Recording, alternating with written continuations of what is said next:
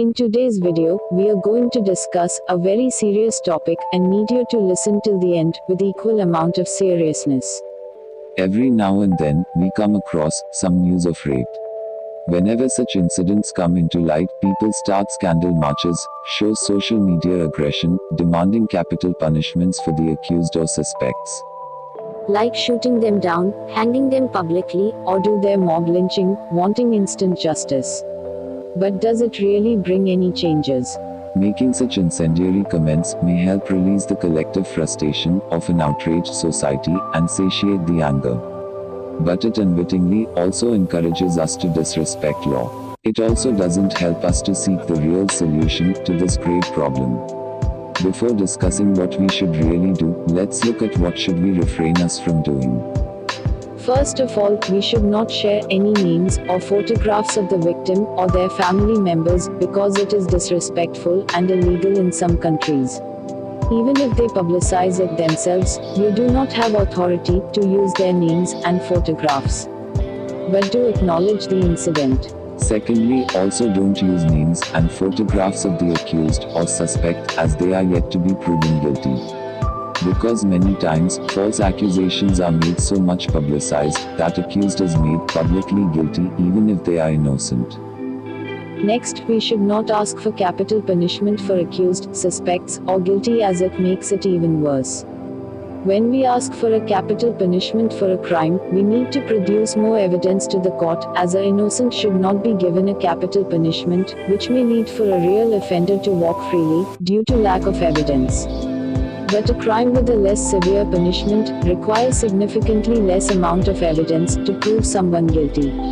We are not saying that a rapist should not have a severe punishment, but capital punishment have provisions for the guilty to appeal to higher and higher authorities, stretching the case longer and longer. A perfect example would be a well-publicized Nirbhay case of Delhi in 2012, verdict of which was passed by a fast-track court in the very next year, but accused kept pleading to higher authorities, till 2020, when finally accused were hanged till death. It will lead to more post-rape murders, as leaving a survivor would pose a greater chance of rapist of being caught and receive a capital punishment, and it will compel the rapist to commit the murder of any survivor or witnesses, converting a severe crime of rape into a more severe crime of homicide. It is easier to amend laws and bring harsher punishments, but harder to do such thing, which will make the actual difference. Many people will say, it will bring fear among rapists, but this only leads to post-rape murders, as we cannot see how many people doesn't committed a crime, because of the fear of severe punishment, but we can see how fear of getting a capital punishment make people commit murders. Most of the time, offender stays under heavy influence of alcohol, drugs, etc., which makes them lose control over their mind and body, and before they could understand what they are doing, it's already too late for them, and commit murder to hide their shameful act because of the fear of capital punishment.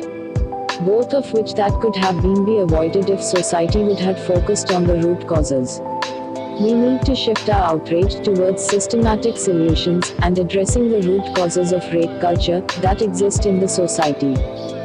Instead of demanding groundbreaking solutions and capital punishments for rapists from the government, we should demand strict ban on alcohols and drugs, capital punishment for repeat offenders, education and communication about rape, sensitization of police so victims feel comfortable to report the crime, better investigation so that the real convicts get sure punishments. Surety of punishments should be greater than the severity of punishment, and we need to have both. These will be a better deterrent than focusing only on severity of punishments. You can share your views in comment section, but please do not mention names of any victim, suspects, or their family members, and be respectful. This is Voices of Freedom, signing off.